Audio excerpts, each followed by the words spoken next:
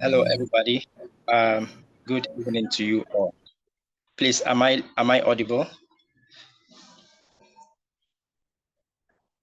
Yes, you are. Yes. Okay. Thank you very much. I'd like to welcome you all to yet another edition, the August edition of the PAIS Ghana Brain Gain webinar series. And PAIS stands for is the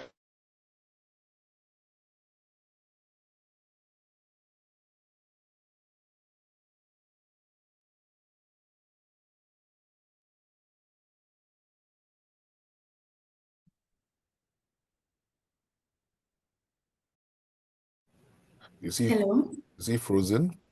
Yeah, I think so. I think we've lost him. Okay, so welcome everyone once again, and we officially welcome you to the PACE Bringing webinar for August 2025. We are deeply, deeply grateful to your presence and for showing up today. And we hope that by the end of today's session, you won't just attend like it's any other webinar, but you'll get insights, you'll be deeply encouraged, you'll be deeply motivated to see beyond where you are and how you can deeply transform people or your society, how you can use the knowledge you have gained from this webinar to be able to apply it in other parts of your life. So we say very much thank you to everyone who has come here, who has joined. I think we've still not gotten hold hello. of Mr. Valentine. Hi. Okay, so moving on, we would like to call. So, Mr. Valentine is a national coordinator for PAIS Ghana, which is Pan African International Students. We are an organization that seek to use international students to encourage international students to see where they are as a mission field and to allow God to use them where they find themselves to continue or to promote the work of the Lord. And I am the national deputy coordinator by name Ms. Abigail. So from henceforth, we will call upon Dr. Pebi to introduce our guest speaker for the night. So Dr. Pebi. Wonderful. Thank you, Abigail, and thank you, Valentine. And Valentine has been chasing Curtis like everyone has been chasing Curtis. What Abigail didn't tell you is that she herself is a former international student. Um, what a lot of people don't realize is that the majority of Africans actually don't go outside Africa as international students. Although there are many Africans, like like there are 100,000 Africans studying in France. But the majority of African international students go to other African countries. So like look at the number of Nigerians, we've had in Ghana, for example. Abigail used to study in Botswana. And so I was very glad to visit Botswana earlier this year and get to uh, see her campus. But anyway, you did not come here to listen to Abigail, Valentine, or myself. You came here probably because you saw the word ExpressPay and you were like, whoa, are they going to distribute money? Well, it's a joy to welcome you all, and particularly to welcome our guest speaker today. Uh, Curtis Vanderpuije is the CEO of ExpressPay.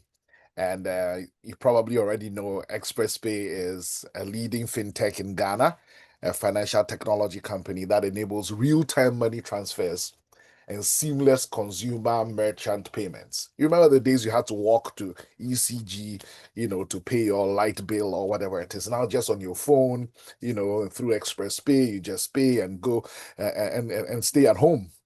But Curtis is not just CEO, as in hired by ExpressPay to run the company. He's actually a co-founder of ExpressPay, and he has been involved right from their onset, defining strategy and overall vision of the company. And Curtis combines a deep understanding of trends in emerging markets with his corporate payments background. I'll tell you a bit about that shortly to give ExpressPay a unique perspective and fresh approach to making payments easier. Every time I use one of these apps, and whether it's channeled by ExpressPay or another fintech, I just thank God for the fintech guys. Seriously, it was just so hard making payments and moving money around. So prior to starting ExpressPay, Curtis spent a few years at Visa, where he built strong understanding of the payments industry and an appreciation of the unique challenges faced in different markets. He's also worked at Bain and Company, solving tough business problems for Fortune 500 companies across the globe. Now, what brings Curtis here is the fact that he was an international student, and not only an international student, but a returnee, which this platform is for. A lot of people talk about brain drain, but we call our series Brain Gain because no, I mean Curtis may have gone out to study for a while, but look at all the knowledge and the experience and the work ethic and the transformation he's bringing back to us. It's brain gain and more, I would dare say. And so he's here because he is an alumnus of MIT. He got his Bachelor of Science degree in Mechanical Engineering from Massachusetts Institute of Technology, more popularly known as MIT. He got his Master's in Engineering in Manufacturing, also from MIT.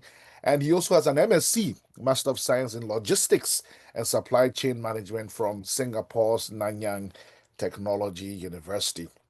So, my friends, you are in for a treat. I am eager to hear him because I did not realize that, Curtis and I actually go to the same church. You won't believe when I got to know. Uh, Curtis was nominated this year for the Millennium Excellence Awards. And so was I, So in our interactions with each other, as we were waiting for the ceremony and all of that, I actually got to know much more about him, including the fact that, we attend the same church. Anyway, so I'm excited to hear his journey. Why did he go to the States? How was it like there? And all the experiences he's had and how he's brought all of this to really bring transformation. I dare say, today I'm calling from Montreal, Canada, and I dare say that not even North America doesn't even have the kind of sophistication we have in fintech in Africa. And that's because some people looked at our unique problems and decided to solve it, So welcome, Curtis, and I'm looking forward to learning so much from you as the rest of us are. Thank you, Doc. Thank you. That was a glowing introduction. No, thank you very much. And thank you to everyone on the call. I guess, Doc, I can jump right in, right? Yes, you're welcome to jump right in. And we are recording because we have an even wider audience beyond those who can make it. Yes, so please go ahead. Well, I was saying with that intro, I didn't know what else to add, Doc. No, but thank you very much. I think, as you said, I was very much an international student. Leaving Ghana, I'll talk a little bit about my journey, why I thought to come back home. And I feel like I was a double international student because I was an international student in the US and then moved to Singapore as well, spent a year there and was an international student there. But maybe circling back a little bit, I always wanted to be an engineer. Grew up in Ghana, was here all the way through high school, and was eager to become an engineer. And obviously, one of the best places to become an engineer in the world is actually MIT. And so was fortunate enough to get into MIT. Super excited when I got in, and then moved over to the US to study mechanical engineering. So MIT was quite the experience. And maybe before I even jump in, I know the topic is leveraging global education to transform Africa, the topic I chose. But I want to say that I'm using the word education loosely. It's not necessarily from an academic perspective, but all we continue to learn in the different cultures we've been in the different places we've lived, in the different experiences we've had, and trying to channel all of that into what we do today. So I said that because it was an international student group. This forum was for an international student group, but I want to stress that my use of the word education is not just what's being learned in the classroom, but what's being learned in their respective countries each international student finds themselves in, and the experiences they have, the good things they see there that can be implemented when they go back home or when they go elsewhere. And so that's sort of why I chose it, because I think it's my general ethos is I'm learning every day. We are learning from all our experiences. We're continuing to build and develop. So coming back to my journey, so at MIT, I had a fantastic time at MIT. It was challenging, very tough, because we left Ghana thinking, hey, yeah, we know what we're about, but went to MIT and was rubbing shoulders with the best of the best in the world. So it was a humbling experience, got humbled by MIT. And right afterwards, even back then, I used to think about starting a business in Ghana, always worried about why we are way behind what we see in Western markets, and believing that we have the capacity and the capability to do better. I still believe that we are still behind. But back then I was thinking along the lines of, hey, for a country like Ghana, we shouldn't just be continuing to send out raw materials, but we should be getting our products to the next level. And so when I was done with undergrad, an opportunity came up to do a special program in Singapore. And for those of you, I'm sure a lot of you know, Singapore is one of those countries that accelerated this development. In 30 years or so, it really transformed from developing markets to a first world country.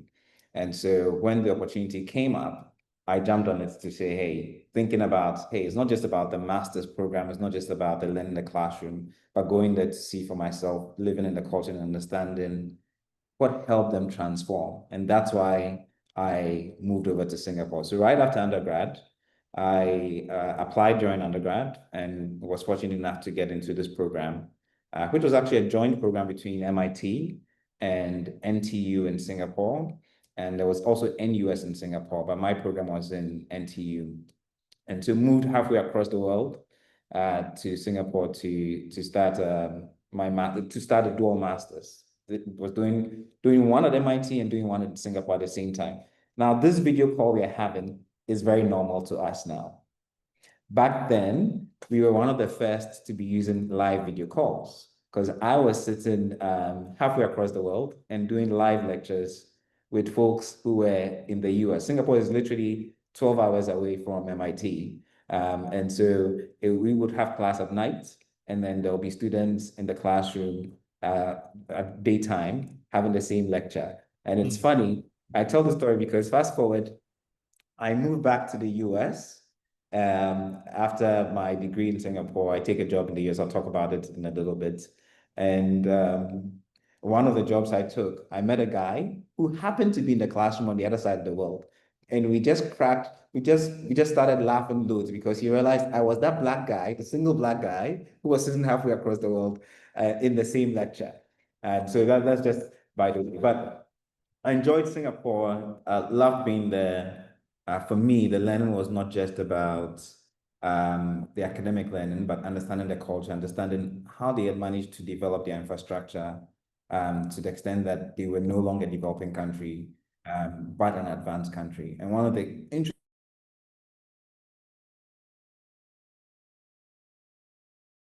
they were thinking manufacturing is not enough. They needed to go towards IP. Singapore was stressing on trying to develop their IP because they realized that they couldn't compete with China on manufacturing. And so the first layer of their development was try and manufacture products, but they realized they needed to go after advanced manufacturing, so chips and so on, which today have become a big deal with companies like NVIDIA and so on. But even 20, 25 years ago, Singapore was thinking ahead, realizing that, hey, these are our strengths. We can't continue doing the same thing everybody else is doing. We need to do something different. So very interesting mentality, one I always wished we had more of in Ghana as well. But again, moved back to the US, chose to go back to the US from Singapore because the US is still at the forefront of a lot of the technologies we deal with. And I thought that in going to the US, I'll learn a lot more, a lot faster than staying out in Asia at the time. The US did management consulting for a few years, where I worked at Bain & Company as Dr. Perby mentioned. And there we are cracking tough problems. And again, here I chose to go into business consulting or management consulting because I felt an engineer at the core, I wasn't strong enough on the business side and wanted to hone and build my skills in business. And so I chose to rather take a first job in a business sector rather than in engineering. So I could boost my skills there because I realized coming out of MIT and with the master's, I was very strong on engineering. But when it came to business, I realized there was a lot more I needed to learn. And so did that, worked on amazing projects, worked on amazing tough problems, and still had the knack for trying to solve something in Ghana. And so while I was working at Bain, I was still thinking about a potential payment solution for Ghana, because before I left Ghana, we still were carrying large plastic bags. I'm sure Doc remembers, to go pay for stuff. There was a time where whatever you required so much money, you needed to have a bag of cash to go pay for it. Hence the redenomination of the CD and so on. But I used to think that was ridiculous compared to the Western or more developed markets where you had a single plastic card, you could carry that anywhere, you were really cashless, and was thinking about how to become cashless in Ghana. Now, one of the things I started doing was I started learning about different companies that did this in the US and realized I didn't know enough. And so again, when the opportunity with Visa came up, I thought of it as, hey, this would be a good learning opportunity, an amazing learning opportunity, because I had an interest in the payment space. So packed my bags again from the East Coast of the US, moved to the West Coast to join Visa's corporate strategy. And there again, it was more trying to learn, trying to think, trying to develop. But I still had the urge to come solve a problem back home.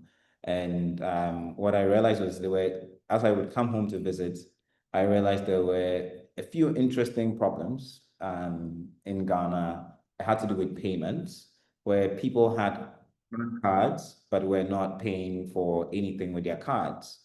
People would always go to the ATM. And even today, majority of the transactions are ATM transactions. So if you think of bank customers who have their money in the bank account, majority of people are still going to the ATM to take cash rather than just use their card and pay at the point of sale terminal or pay online. And so I thought there was an amazing opportunity there because people had the money, but they were still going through a long, winded route to pay for basic services. And one of the key things I realized was, again, given what I wanted to build, I didn't have all the skill sets to be able to build it. And so the thought again was to talk to a few friends who had stronger skills in what we would try to build because of the sophistication we wanted to build and the security that comes with payments. Yes, I could program. Yes, I knew payments and so on, but I also recognized that there was still more I didn't have and I couldn't do it all by myself. So I spoke to a few friends about Kickstart and ExpressPay who were keen, and we said, let's give it a good shot. So I quit my job, moved back to Ghana to get ExpressPay started. And the entrepreneurial journey is still continuing. Obviously, for an entrepreneur and anyone who is on this call who is eager to become an entrepreneur, you know that an entrepreneur always thinks that things will go like this, like super fast, right? Super high. And then you always get humbled because it takes much longer. One piece of advice a friend gave me before I came to Ghana was before coming, I should think about my financial obligations, make sure I have enough money to last me 2 years. So I should assume that my business isn't going to make any money in the first 2 years, have enough money to meet all my obligations for 2 years before starting. And then I thought my friend didn't know what he was talking about. He's an entrepreneur as well, and he had come home before me. And so I thought he was ridiculous. But true to form, Ghana is humbling, Africa is humbling. And it did take much longer before we started to see inroads. We thought that coming back home and building a solution like allowing customers to pay for their internet when it runs out online immediately was a no-brainer. I still think it's a no-brainer. But when you come back, and for other international students who are in Ghana, when you go back to your countries as well, there is still a learning curve. And early on, you don't understand there is a learning curve because you feel you have the answer, and the answer seems quite straightforward and logical. But you come into the market and you realize that not everything is as quick and as rational.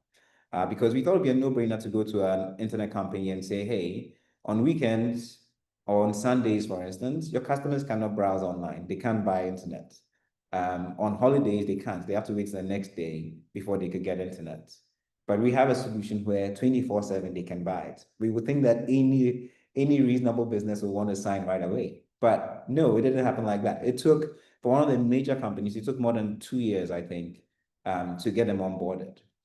And so all of this was a humbling experience. And one of my lessons has been that when you get into a new area, there's always going to be a steep learning curve, and you just have to be patient enough and grind enough to be able to work your way through it. And I think that's a lesson that I will still hold, say for us, looking at other markets we want to get into.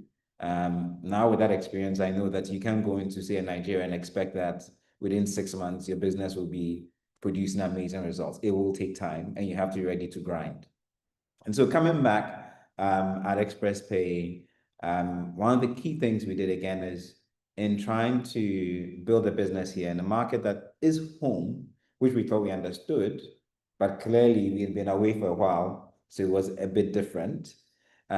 We wouldn't have all the answers. So one of the big things we always did was to try and listen to our users, listen to our customers. So Dr. Kirby talked about ExpressPay, and we do a few different things. I'll talk about them in a minute.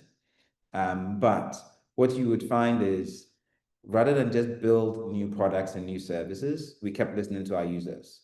So we started out enabling services like airtime, internet purchases, and so on.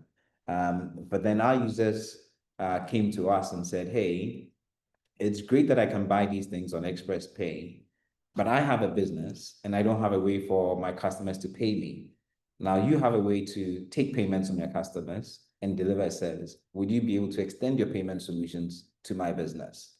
And we had enough customers ask for this.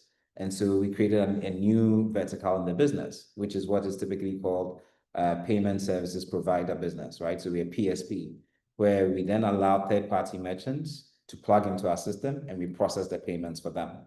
And this was in the online space.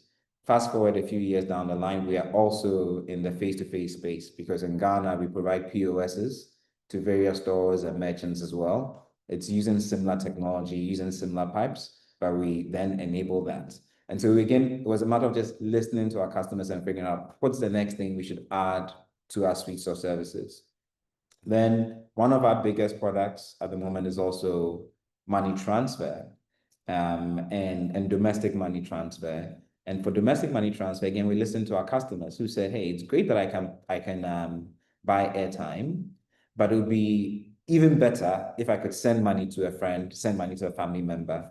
Back then, 10 years ago, you'd have mobile money did exist, all right, but you could only send money to the same network. So if you're on MTN, you could only send to MTN. If you're on Tigo at the time, just Tigo. On Vodafone at the time, Vodafone came much later, but say you're on Airtel at the time, you could send to just Airtel. And so we took that problem and said, okay, if we want to address this, how do we set ourselves apart from everybody else? And we decided to make it interoperable. And we decided that we were going to allow people to send across all networks. So if you had MTN, you could send to Airtel Tigo, you could send from Airtel Tigo to MTN, you could send to bank accounts instantly. And that's what we did. And that's what people love, because ExpressPay served as a one-stop shop. People come to ExpressPay and through our app could send across all of these platforms. And that's how we continue to build and continue to grow and develop. And, I talked about transforming Africa. It's solving our own problems is what we are trying to do. We have so many problems, and we just need to pay attention to problems, study the problems properly, put our minds to it, and then come up with a solution that works for the people here, works for your customers. And so we take a customer-centric approach, listen to our customers, try and understand their needs, and then try and develop a solution that would address that specific need. And we continue to do that today. We have since sort of introduced an insurance product on ExpressPay, for instance.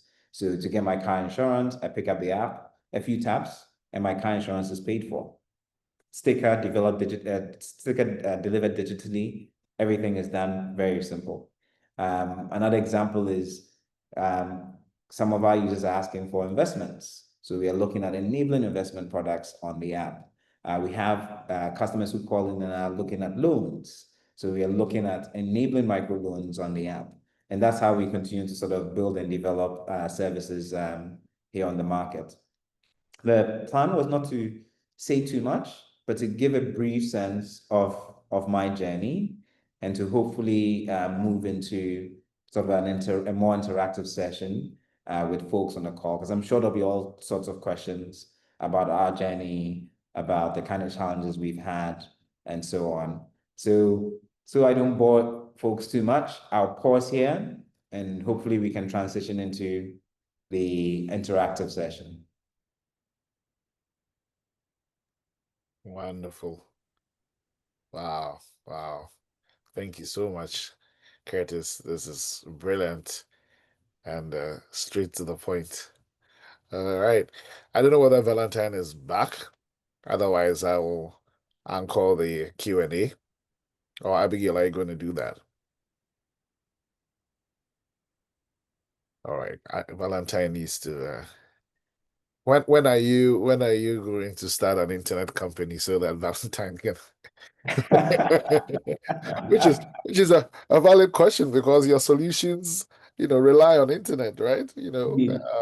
It's funny you say that. I was in Benin last month and had the same challenge Right. and trying to expand. So we are on our expansion journey. And one of the calls I had, the person said, clearly, you found one of your key problems you need to address. Because the call just kept dropping. It just kept dropping and dropping. And it is a challenge, but I would say the telcos have made a lot of inroads Yeah. in regard here in Ghana at least. And then you have the likes of Starlink, which is amazing because and this is an interesting segue in terms of transforming Africa, changing the way we address Right. our problems. Because the traditional way of laying down these pipes have been so tough for these telecom companies, including basic things like cable theft, right? Right. Where copper was being stolen and so on. These are challenges you have, and that's one of the reasons that drove us to fiber. And then you have a Starlink that comes and realizes that this is going to be tough. I'm just going to put it in space. Right.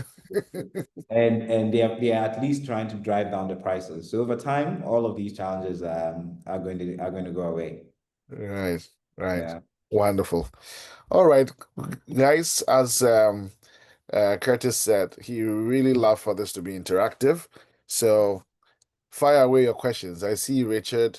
Rich, I'm not surprised you see his hand there shot up. Richard actually just came back to Ghana after his PhD. And if I remember correctly, didn't you do something in finance or something about returnees or something like that? Anyway, I'll let him ask his question.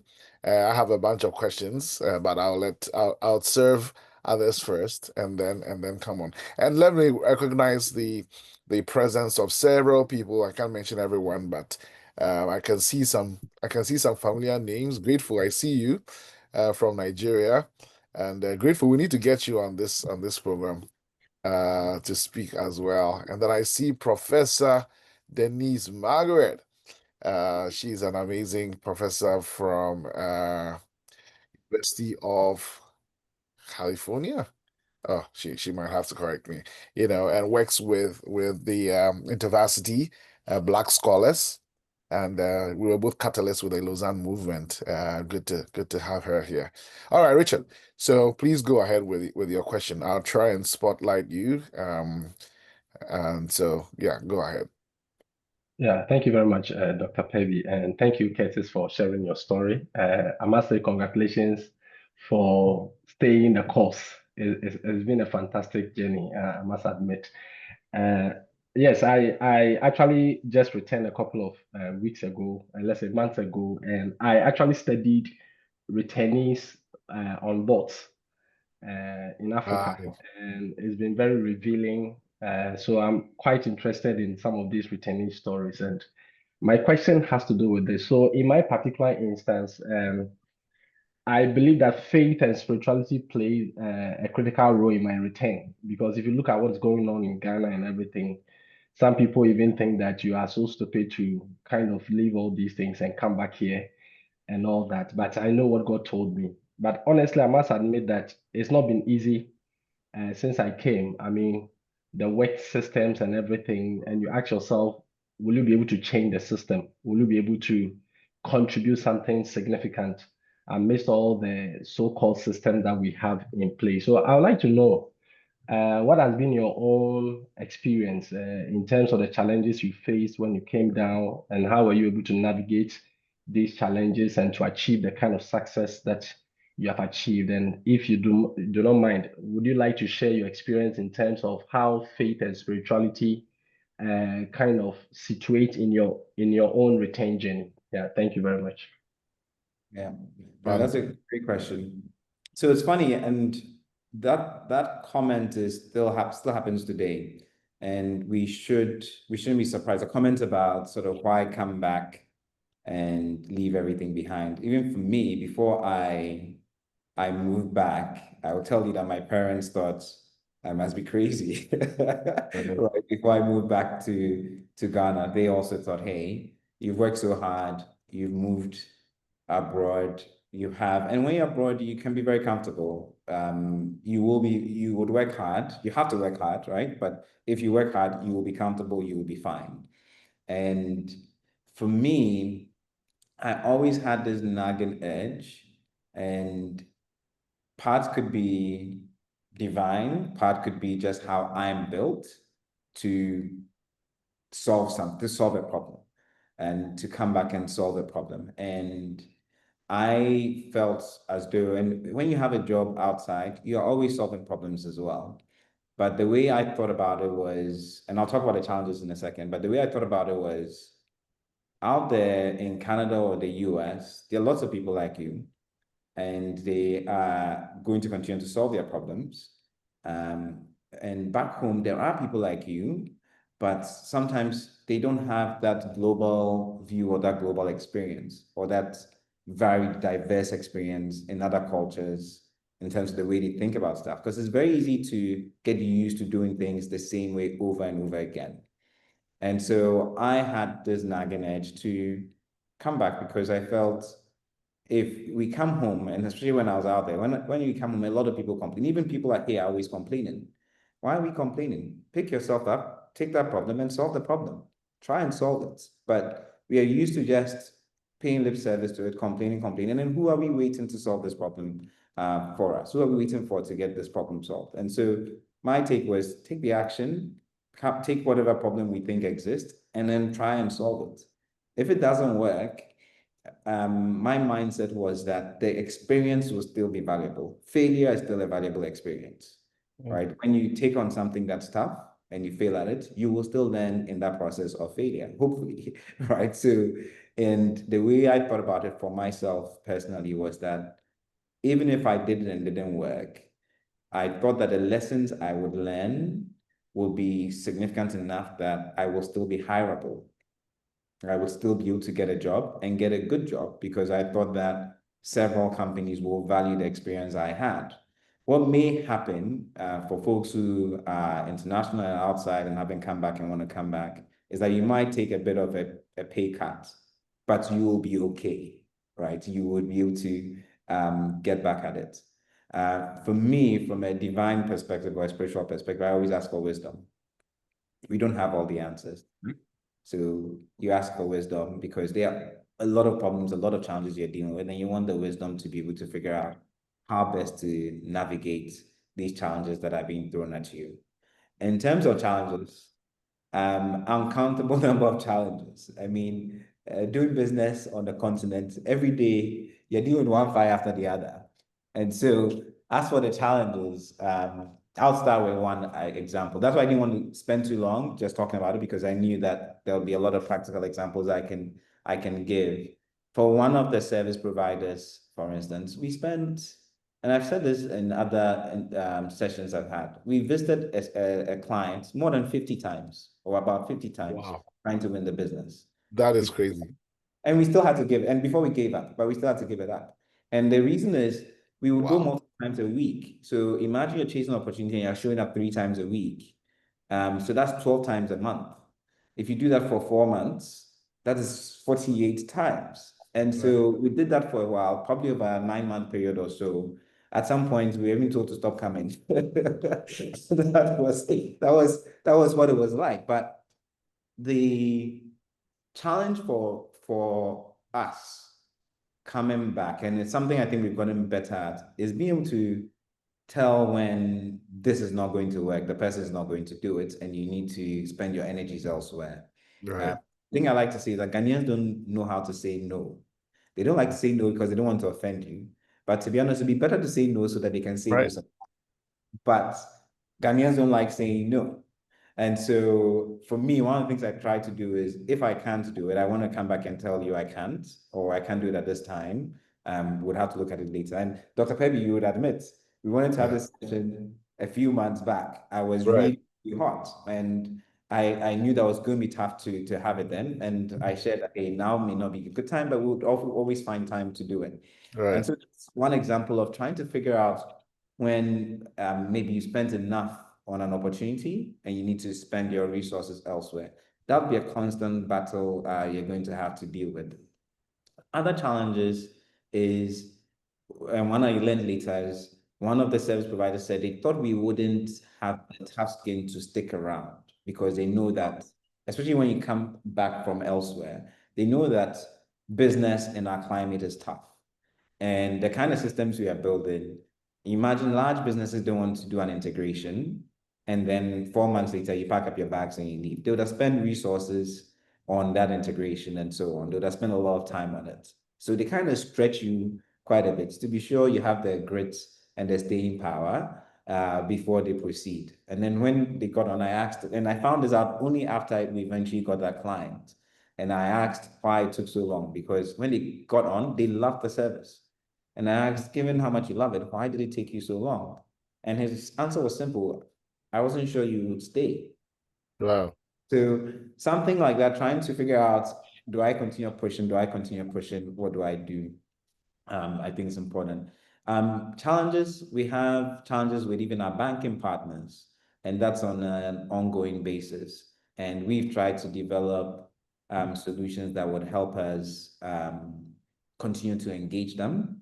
So not just get a simple answer and stop, but figure out who the decision maker is for this particular problem, getting our team to be able to work with that team to be able to arrive at that answer, right? So it's going the extra mile to address the problem, not just accepting that, oh, it didn't work, so that's it, right? Going that extra mile, I think, is important, and we need to continue doing that.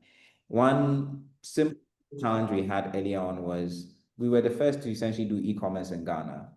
And so people didn't trust putting their cards on our platform. Right.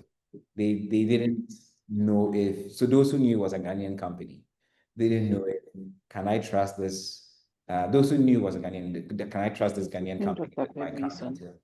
Right, so something like that, we just had to be persistent and slowly worked on it. But one of the things that sets ExpressPay apart is our customer service, right? So we have an excellent customer service that has also put a lot of these concerns to rest, because customers realize that when they have a problem, they don't even know, we know and we tell them. So we are proactive. We come to them to say, hey, there is this problem with your transaction, and we are calling to let you know your MTN transaction didn't go through because the person's number is not actually MTN, it is an Airtel Tigo number. So things like that continue to build confidence in our users. And then on the back of that, they will tell their friends about your service, right? So that's kind of how we've addressed some of these challenges. Obviously, there are a few others that are a little tougher, where you may realize that you spend a lot of resources on a particular product and the product didn't really pick up as much as you needed to. But that's part of the course, right? Those types of things you're going to have to deal with on an ongoing basis, and you take it on the chin and then move on and continue to push. You live to fight another day on some of those types of things. But even basic things like giving your internet could be, you could have internet challenges, and when you build here, you have to build with redundancy in mind. So in my Right. office, I think we have about 4 different internet services because Right. of nature of what we do. We can't afford to be down. And one of the big things that saved us as well was the fact that we built our infrastructure in the cloud. Right. Mm. So remember 2015, lots of doom saw in 2015, latter part of 2014. And one of the things that saved us was the fact that our infrastructure was not sitting in Ghana, but was in the cloud. Because then we were much smaller. We were even trying to figure out, do you spend your money on a generator? Do you spend your money on an inverter? What do you do? Right. The electricity may be sold soon, so you don't want to then spend your money on that and then it's done. But because our services were in the cloud, we weren't as affected by these types of things. But imagine if our servers were here in Ghana and so on, you would have all sorts of challenges on a regular basis. So some of those things could be divine foresight. We try to prepare as much as we can, but obviously we don't control everything. So we also have to know that there is a higher power that is helping you behind the scenes, and you have to acknowledge that, right? So hopefully that gives you a good sense, Richard. It won't be easy, but you can do it. It won't be easy, but you can do it. I like that. All right. Thank you very much. Good. There's a question in the chat. Richard, thank you. I know we have some outstanding conversation. We'll do that. Natalia Quidger says, how long did it take you to register your company? Did you encounter any challenges during the registration process? And then she says, for some of us, we look forward to partnering with other high-risk business operators. How do we go about this? Okay. You have to repeat the last part. For some of us, we like to partner with High-risk business operators. How do we go about this? She may need to explain what the high-risk business operators are. Right. But I would say, speaking of challenges, business registration should be one of the easiest. Right. Right. I don't consider it a challenge. It is fairly, in Ghana at least, it's become fairly quick. Obviously, there might be some stretching, but in the grand scheme of challenges, this is one of the smallest ones. If you're looking to do business here in Ghana, some other African markets have been a lot tougher to register businesses in compared to Ghana. Some countries like Rwanda was quite simple, but some other countries. But that said, because of the nature of our business, because we tend to play in a regulated space, that makes our process a little more complicated than others. We've been trying to complete our registration in Kenya for months now, as an example, at least 9 months, and we are still not done. But that's because they go through a regulatory process as part of your business registration. So it makes it a lot more complex. Right. But getting a business registered in Ghana should be fairly straightforward. At some point, you could even do most of it online, but I don't know if the online process still works. But it may require a trip if you're in Ghana to RGD, talking to someone and getting it done, and some follow-ups. But Right. it shouldn't be too bad from a business registration.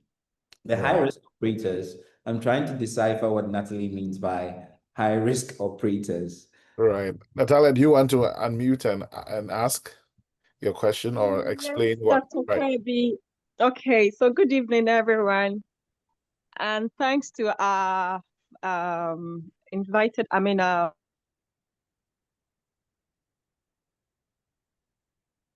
Oh, don't say. Internet. guest speaker.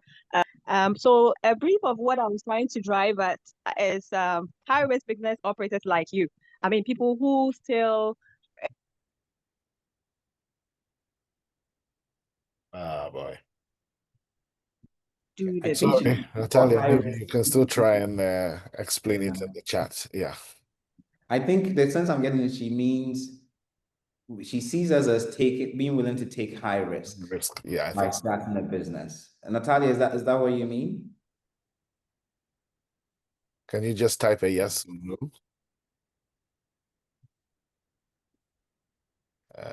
I think so.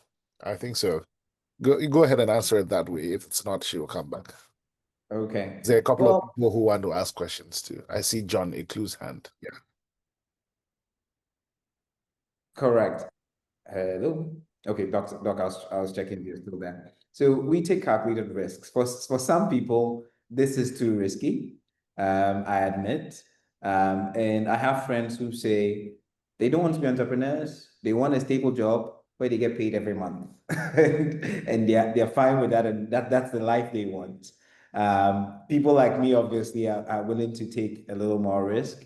It requires a lot of work, but for me, it's rewarding if we see that what we are doing is working, we are solving problems, our customers appreciate the solutions we have. We have employees that we brought along who are supporting themselves and their extended family. All of those make us feel as if we're charting the right course. And so, and our job is to make sure we are keeping it, as you grow and develop, you're keeping your risk level more balanced than when you start. That it's really super risky. In the US, they say 90% of all businesses fail, all startups fail, right? So that's stacked against you to start. And I think that's even harder here in Africa than in those markets. But once you get through those higher risk initial phases, I think that you can then start to balance it a little bit. But remember what I said about my friend who advised that be ready to meet all your obligations for 2 years. Right. So give yourself the time. And for me, again, my take was if it doesn't work out, I will be hireable.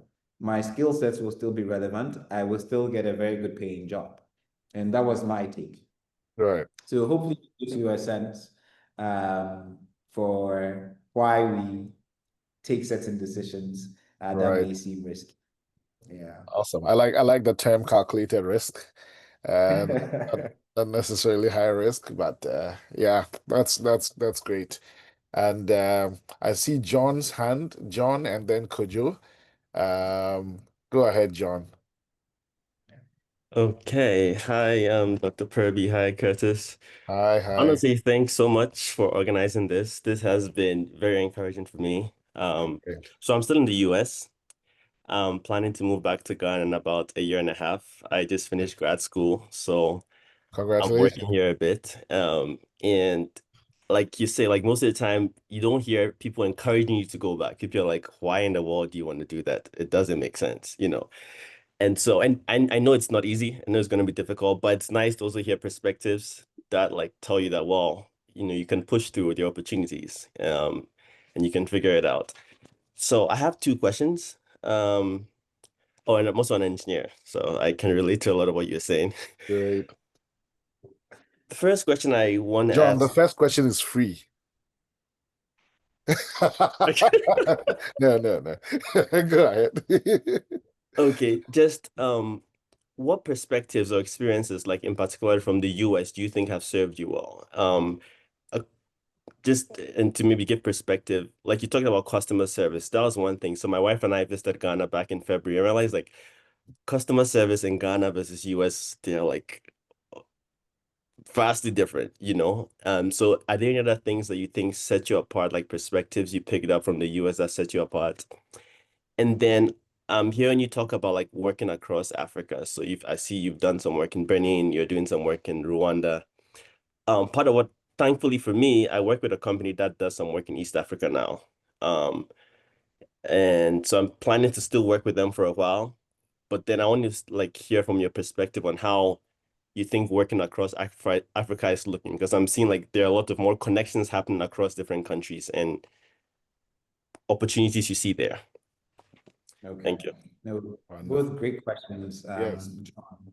And the first one, I think you hit the nail on the head, was customer service. Because we were going to deal with people's money, we knew that we had to have, and it was new. Remember, before ExpressPay existed, you couldn't pay for anything online. And so you have this company that comes and says you can do all this fancy stuff. People, if you lived abroad, you are familiar with it. If you didn't live abroad, you are not familiar with it. And it was new. So we wanted to give people comfort and confidence in our solutions and our platform. And so two things we did was not just customer service, but to do customer service the way it's done in the US, where the customer is always right. The customer comes first. It was important for us to change the mindset of our staff. So we train our mind. And when we started, we were customer service. So when we started, we would be answering the calls. So at least we started out giving that US-like customer experience. But when we started hiring, we trained them to think like you would think in the US. We try to remind our staff that we exist because the customer is willing to pay for the service. That's one thing I always struggle with Ghana. I don't understand why anyone, when you walk into a shop, how do they not understand that the customer is the reason you have this job and you have to be good to the customer? That is something, it's quite ironic, and I always struggle with that. And that's something that we've kept insisting to our customer support team, that we need to solve the problem for the customer. Else, on what basis are you getting paid? So that was one of the big things. The other big thing I would say was we built to scale and built a platform that was very reliable. Remember, one of the things I said was, I'm not a computer science engineer. I'm a mechanical engineer, but I know how to program. But I knew that going into this tech space, the kind of quality I wanted us to develop, I couldn't do that on my own. So I had co-founders, and two of my co-founders are computer science engineers from MIT, right? So I talked to people who I knew were experts, who were better at that stuff than I am, right? And now I don't even do any of that stuff. Very soon, fairly early on, we realized, yeah, we now need to divide and conquer. Everyone should stick on what they are strong at. So they used to laugh at me about some of my code back in the day, right? But we knew what we're trying to achieve. And from the ground up, we made sure we had a very solid foundation that would work. So you hear two things about ExpressPay. Well, three main things you talk about ExpressPay. One, amazing customer service. Two, to tell you our platform always works. It's super reliable. And then to tell you about the user experience. So right from the get-go, we were thinking about these types of things. And these are some of the lessons we had from the systems we would interact with in the US. Moving on to your second question on across Africa, I even wish we had done it sooner. Africa is tough. I'm not going to sugarcoat this. It's been a very tough challenge. It's difficult. We are still going through it. It's harder than it should be. It's very frustrating because we feel now, I'm ranting a bit, but we feel as though we should be one people. We should have a more simple process across countries. And yet, with our small individual markets, we guard our borders so tightly, and it doesn't make sense for business across the continent.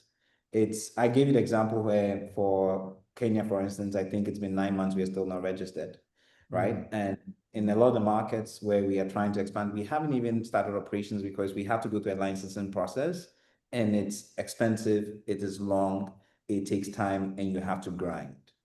But what I'll tell you, anyone who wants to do a business back here on the continent, and especially for the international students, Dr. Pebby, you're talking about a lot of international students actually move across African countries, build relationships in the different countries you are in, and leverage those relationships, right? You won't be an expert in all the countries, but if, say, you're from Nigeria and Ghana, you have friends in Ghana, leverage them when you build your business. And then the Ghanaians, your Nigerian friends that you trust and you know you're going to know them, leverage them for accessing Nigeria. I think we need to get better about, even from the start, trying to build businesses across borders. It is hard, but ultimately, if we want our businesses to be strong globally and competitive globally, I think that's what we need to get to. Because you look at the likes of China and India, those businesses have access to over 1 billion people. Here, because of small 35 million people or 13 million in the country and so on, there's too much you have to go through. But I think part of our job as entrepreneurs who want to operate on the African continent is to figure out how we set ourselves up so we can operate across these borders. It's just a shame, and I wish I had a way to solve that problem. But I think as entrepreneurs, the challenges has been thrown to us to figure that out. And for us, we are still working through it. We're taking the bull by the horns and going as hard as we can. But it is tough. But don't let that despair you. I'm just saying, think of starting a business, start thinking globally. The other thing I'll say is, why limit yourself to Africa? Right? If it's easier to even do business in India, you could start there. You may make way more revenue building your business if the product is applicable to the Indian market, and you can use all the resources you get from that to expand your business on the continent. Thank you. Yeah, I think one thing I really picked from that is, like, I've met so many people from different countries, and thinking about those relationships more and how, I can leverage them. So thank you. Absolutely, absolutely. And that's what happened with the pre-independence, peri-independence era. The Nkrumahs and co connected with the Jomo Kenyattas and the Azikiwe, Nandis, and of course in the Caribbean as well, and and we have better opportunities to connect now with telephony, with internet, with WhatsApp, with all of that. So we had better do better. Curtis, I suspect the economics may go ahead of the politics, and the politicians may have to be forced to let the integration happen because the money goes ahead, and you just have to figure out and clean up after that, maybe, so more power to you. All right. I see that we're talking about co-founders. There was a question there. I see you, Kojo. I'll come to you shortly. Angie was asking Angelina, upon your return, how were you able to choose your co-founders? It's not easy having a vision like this and just bringing anybody on board. So great question. My co-founders, fortunately, are people I had known for a long time. So one of them I knew from high school. Remember, I said two at MIT. Right. And so I knew them from MIT. So I knew them from university. One I knew all the way from high school. We have four co-founders. We have four founders. So I have three co-founders. And so two I got to know. Well, one I knew from high school, also went to MIT. So I knew him through MIT. The other one I met at MIT, also Ghanaian. All of us are Ghanaian. And then the fourth one is one of my other co-founders, his brother. And so that's how he came on board. I do agree that it is tough to find partners. And I actually think that is one of the things you need to really think about carefully in choosing your partners as well. I like to describe it as it's like a marriage. So you need to get to know the person well, decide that you're ready to go on this lifelong journey with this person. And the other part I'll say is you need to learn to get through your disagreements in a fair manner. You will have disagreements. You can't get, we are all individuals and we all have our views. You can't always have a uniform view, and you need to figure out how you work through those in a healthy manner. That's why I say it's like a marriage. It's like going to marriage counseling before you get married. That's why the church will organize counseling, tell you about all sorts of things. Unfortunately, with business, no one really offers that service.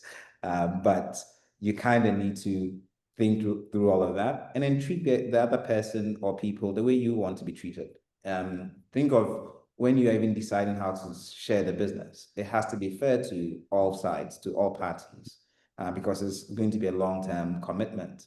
And so each person has to feel as if this is a fair, I'm bringing an amount to the table in terms of resources, experience, all of that. And this is a fair way for me to get compensated for it.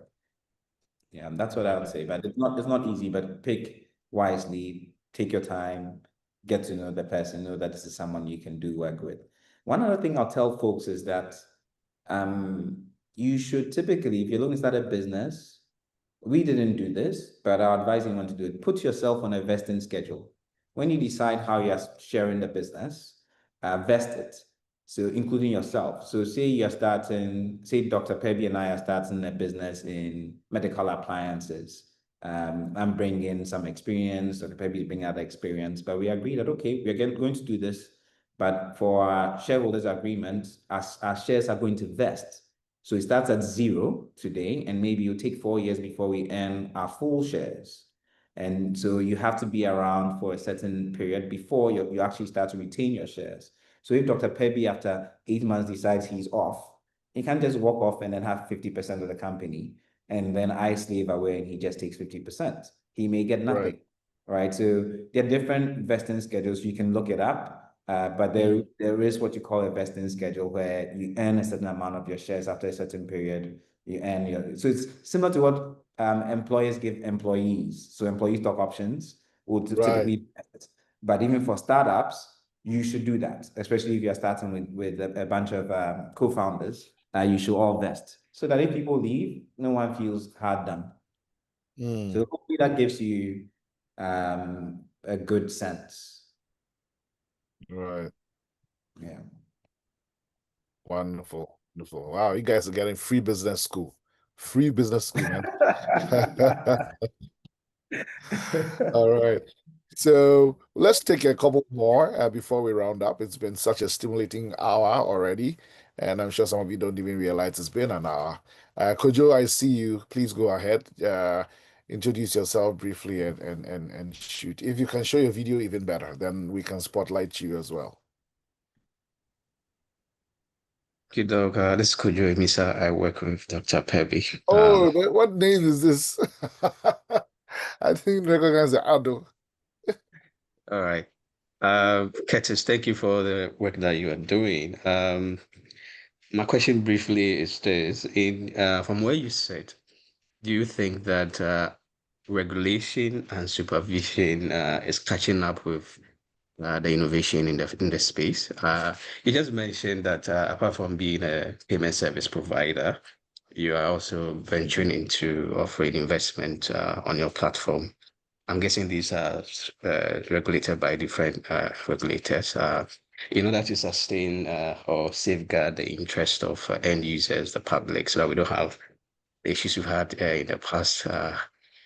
Do you think that our regulators are really catching up with the innovation in the space? And are you contributing to developing a national framework that will more or less safeguard or sustain the progress that ExpressPay and the rest have been? Definitely, there'll be other players in the space. So, how do you safeguard your legacy?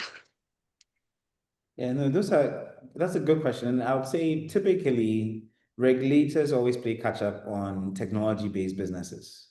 That's not even outside technology. A lot of new business areas, regulators always play catch up to the entrepreneurs and the business folks. The business folks always chat in the course, and regulators play catch up. But I'd say in Ghana, Bank of Ghana has done a good job with creating a fintech office, right? Because they realized that the space we were in, the space we were building, was different from your traditional banking space.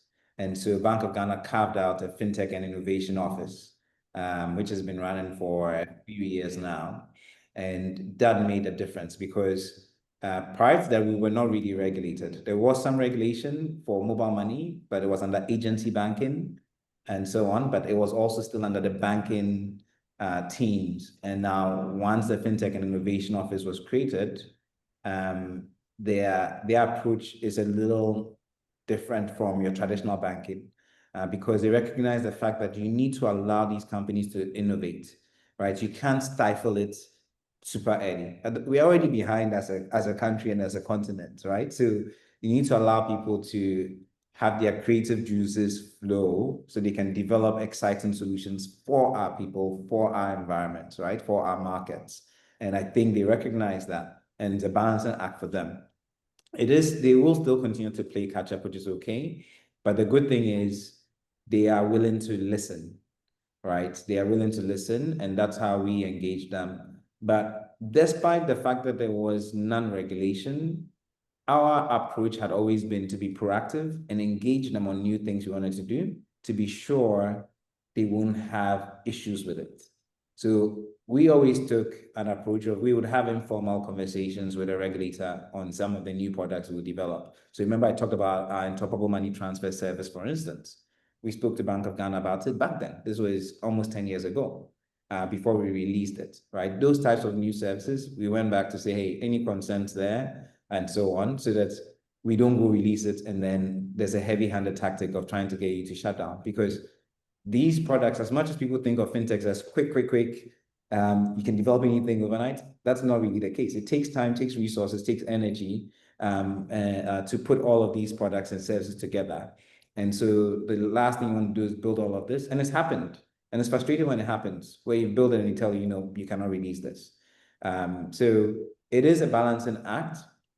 I think that companies should still try to be responsible and engage when they feel they are really pushing the envelope and they think there will be concerns there. That said, when it's a gray area and you're not causing harm, then it might be okay. You might come up with something that is innovative, but is not causing systemic harm, right? Then that's how you actually build and push the envelope. So I think it's a balancing act. I don't think that if we try to wait for the regulators, I don't think it would do the whole country. It will do the whole country a disservice, right? Because then you're slowed down. You're being slowed from being able to push. It's more when what we find is their concerns are really systemic. When they think that your actions are causing problems elsewhere that you're not aware of, that could blow up. Or when it's clearly fraud, like a Ponzi scheme, right? So all of those clearly they need to clamp down on it. But if you are doing legitimate business, and you're not causing harm and it's innovative, I think it's fine to push. If it's not in a regulated space, once you get regulated, it's in a regulated space, you have to play by their rules, right? So once we go regulated, there are some things in our space that we have to play by. There are some things, it's not perfect, and we continue to give feedback. So asking about, are we helping with a national framework? Not quite sort of a formal national framework, but we constantly give feedback, right? One example is we have said that the nature of our space and the number of regulated entities and the number of products that we would develop, the current framework we have may slow us down because we always have to go get product approval. So imagine there are 50 regulated entities. If each entity came up with one product a quarter, then your regulator has to review 50 products a quarter. That's 200 products a year. How long will it take them to review all those products for you to release those products? So things like that, there may need to be some thinking around the right framework so that you have a balance where you're protecting your system, protecting your citizenry, but allowing business to thrive. Hopefully that gives you a sense. I'm giving you a very real answer based on what we are dealing with and what we engage in on a regular basis, but hopefully it gives you a good sense of how we see the dynamic between the regulator and the innovator. All right. Well, thank you. Yeah, that's a whole chapter in the business school, I guess, a whole module. Because I remember the early days of data bank, for example. We didn't even have a stock market, at that time, and so actually the data bank stock index predates the Ghana Stock Exchange's own index. It's actually an older index than, so it does happen. And besides, there has to be something to police. That's what policy is about, right? If nothing's going on, what are you policing? What are you regulating? So great question, great answer. That's really stimulating. All right. I don't see any hand anymore, but is there anyone who wants to ask maybe our final two questions? I got Dr. Denise Margaret's university wrong. She was in Stanford, not UCLA. Yeah. Good to see you, Prof. And interestingly, she has a background in engineering, as well as some entrepreneurship. So let's see. Oh, there she is. Oh, it's very good to be here and share and listen to our brother share his experiences and to encourage us. So right. I heard the question about high risk and the myth that doing business in Africa or the Caribbean or somewhere of the developing countries is any more difficult than in the developed world. Yes, it is in some sense, but there's far more possibility of success given our higher GDP rates in some of the developing countries than what's happening right now in the Western world. So don't be afraid of using our skills and getting into business in the places where we've come from with the links that we have internationally. So just an encouragement to all of us, do not listen to the naysayers. Thank you. That's great advice. Professor Denise Margaret is originally from Trinidad and Tobago and done a great job all her life. When she's so university'd out. I'm telling you, from University of South Florida, Stanford, University of the West Indies, University of Trinidad and Tobago. It's like she has two PhDs. Anyway, it's good to have you with us. Thank you so much, Prof. Thanks for the invitation. It's been a wonderful time just listening in. All right. Thank you. All right. Is there anyone else who has a quick question or comment? Otherwise, we'll ask Curtis to round up with his final words for us. Okay, so Dr. Pebi, a quick one. I just realized that our speaker has numerous experiences in gaining knowledge in. Does that suppose that he never ventured into what interests him and then had to learn alongside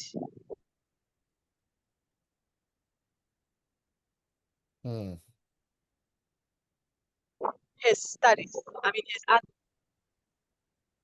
Hello, did you hear me, Dr. Pebi? Can you come again? I'm saying that I have a I don't know where you are. It sounds like you're in a feeling bunker. that our speaker has maybe switch from his background, his own interest, to study other things that would help his presence. Oh, I think I get you. Right. So What I'm saying is that, so does that suppose that he drifted away from his academic? Right. Curtis, do you get her drift?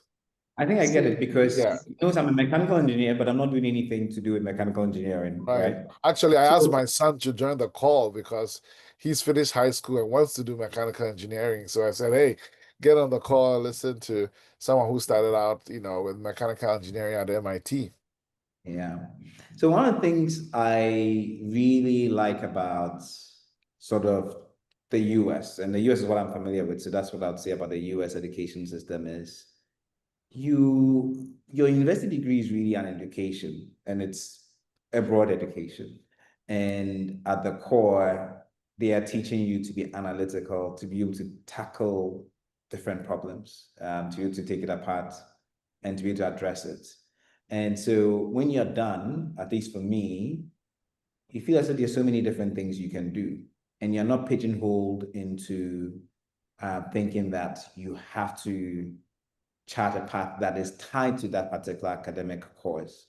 So I'll give an example. You have investment bankers who maybe studied biology, for instance, in the US. You could leave your undergrad, get a biology degree and go into investment banking and go into finance because they really taught you how to think.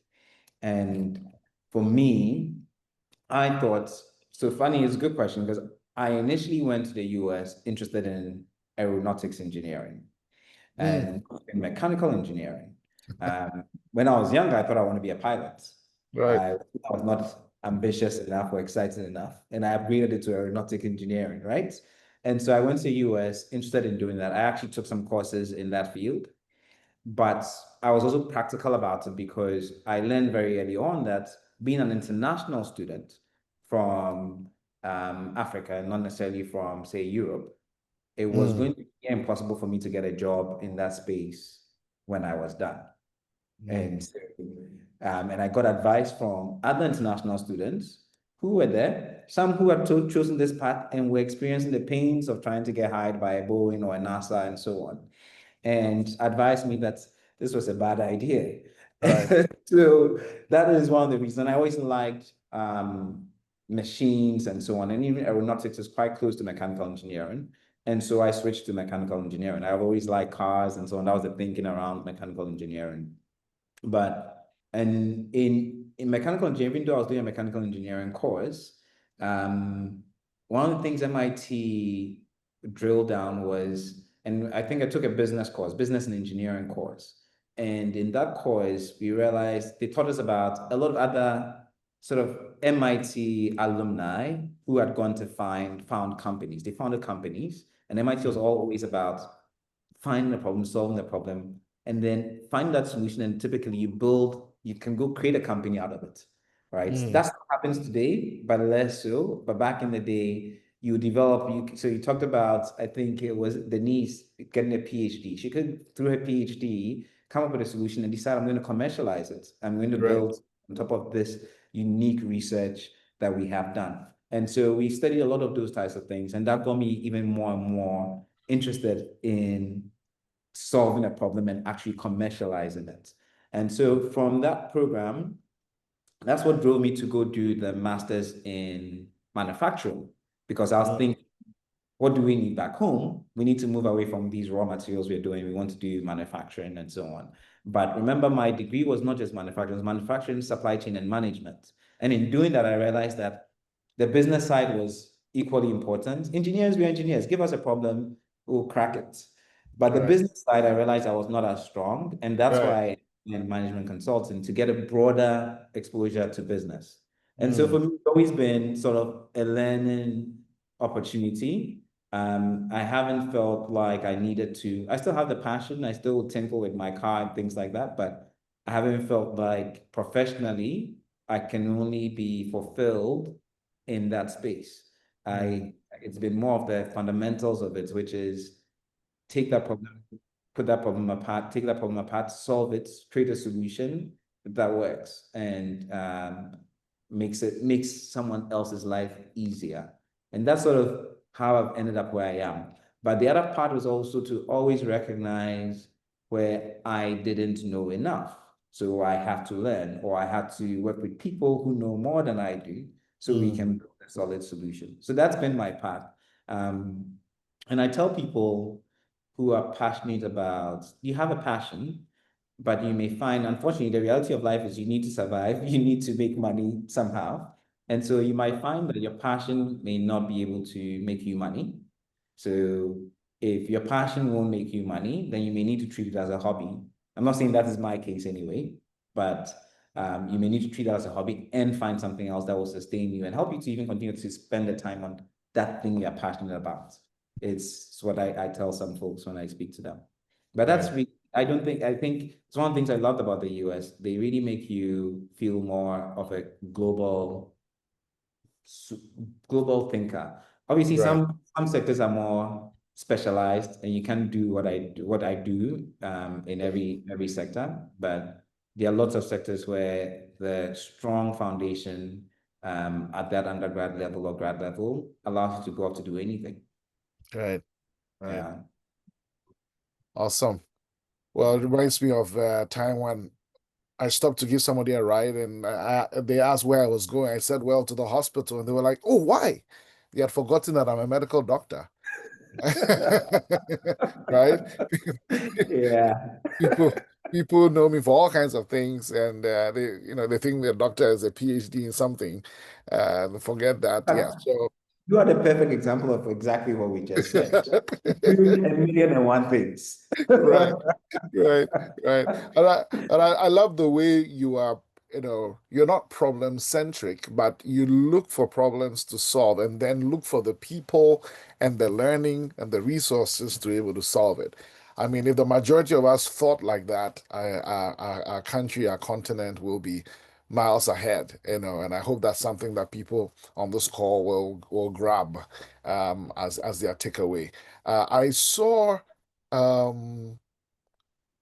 oh, maybe he just dropped off. Okay.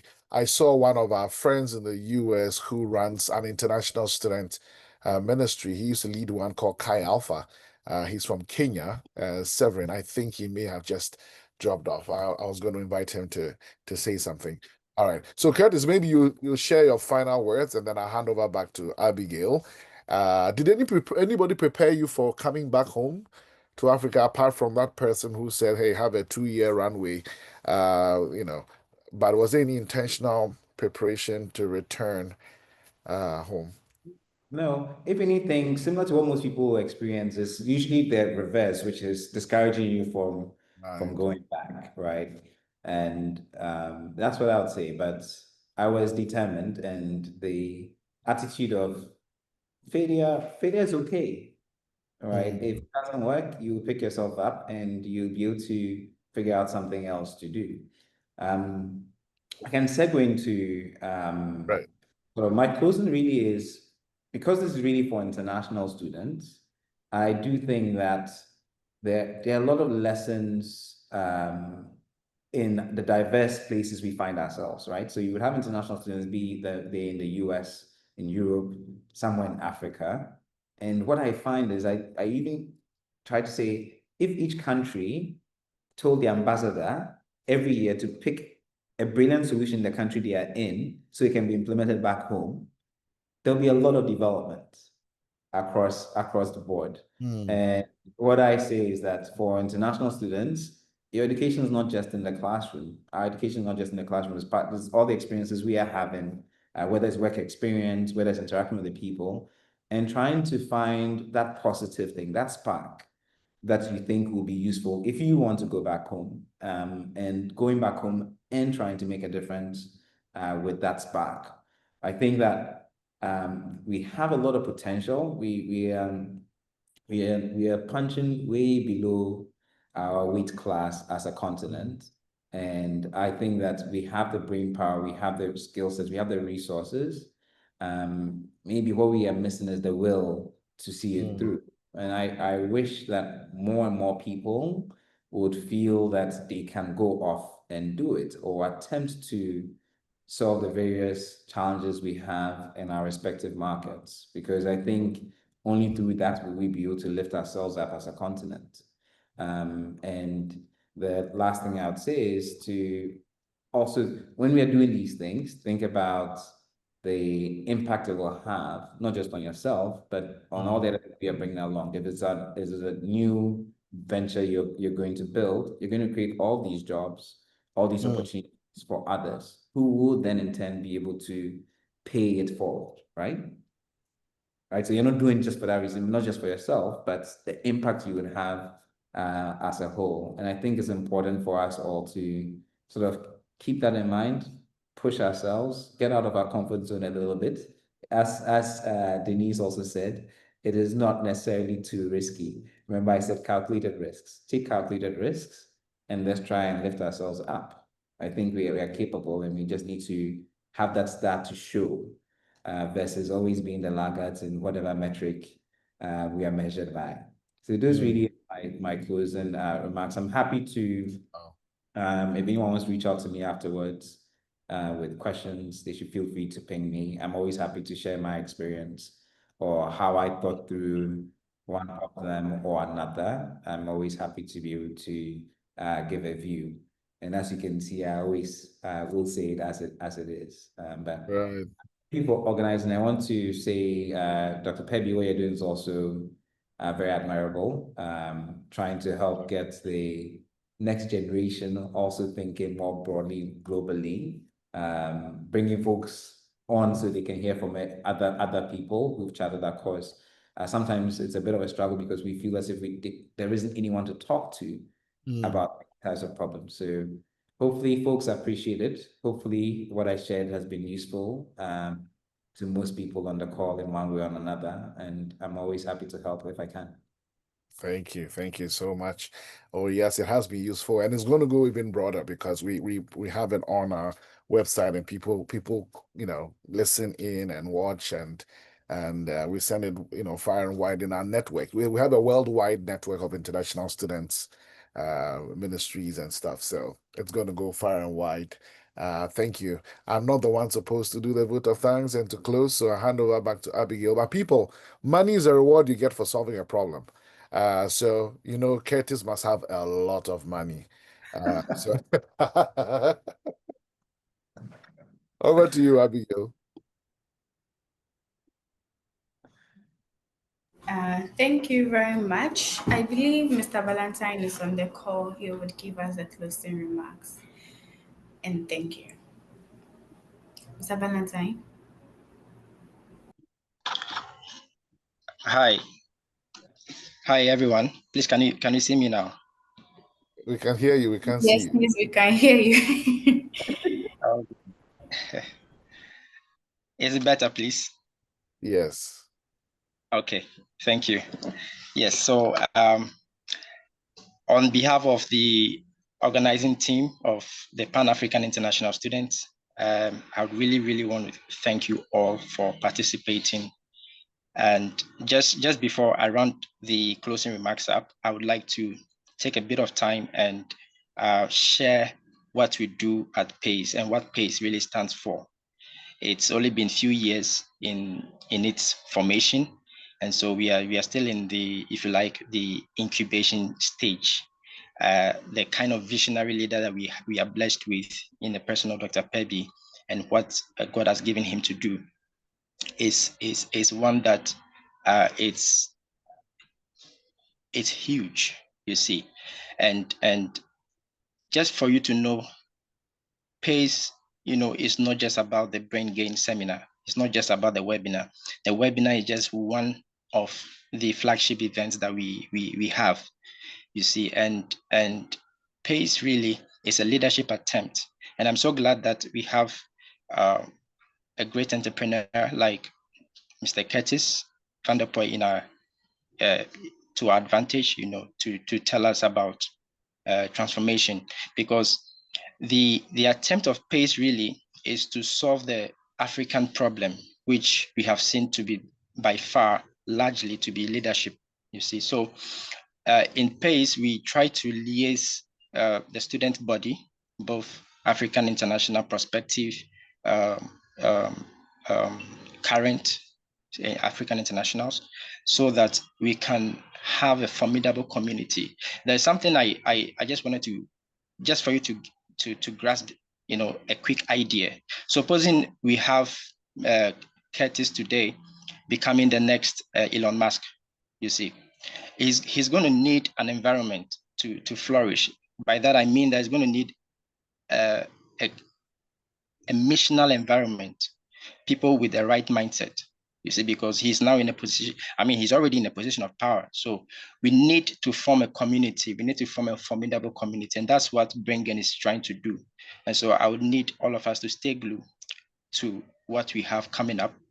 Next month, we are looking, by God's grace and will, we are looking to forward to having one of the directors from MasterCard Foundation as well. And so on behalf of the organizing team, thank you so much for coming for this webinar series. We do have this recording. We do have the Zoom recorded, and it will be uploaded very soon on our website. Kindly look into the chat box. I'm sure that you will be able to see our socials, our website. And also I mentioned that we needed to have a formidable community, a WhatsApp community, for instance. And so the numbers will be displayed there if they are not already. Kindly reach us out and just send a message, bring gain, for instance, and we'll be able to add you, to our WhatsApp community. Yes.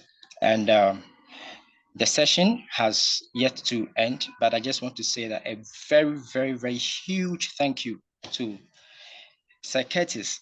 Like Dr. Pebi said earlier, he's a really busy man. To be honest with you, he's really gracious to us being here. And so thank you so much, and thank you for pouring yourself into the next generation so selflessly and graciously. Thank you. I don't know, but I see, I'm not here to make the call, but I see that it's very likely that we would all want you to come again. That's if it is possible. Yeah, thank you so much, Sir Curtis. Thank you so much. So yes, on behalf of the team again, before we round it up, I just want to encourage everyone not to be in a hurry to leave. Remember, we are forming a community, so there's a session for a post-networking event, networking. What that does is that we just, stay a little bit, couple more minutes, and then exchange, contacts and ideas, projects we are working on. Let's try and form the community whilst the music gets, played. But over to Jeffrey to close us in prayer. Thank you. Father, we thank you, we bless you for this time. We pray that, Lord, you lead us and you guide us into all our endeavors. And we pray that even for the various activities, we pray that they are all successful in the name of Jesus Christ.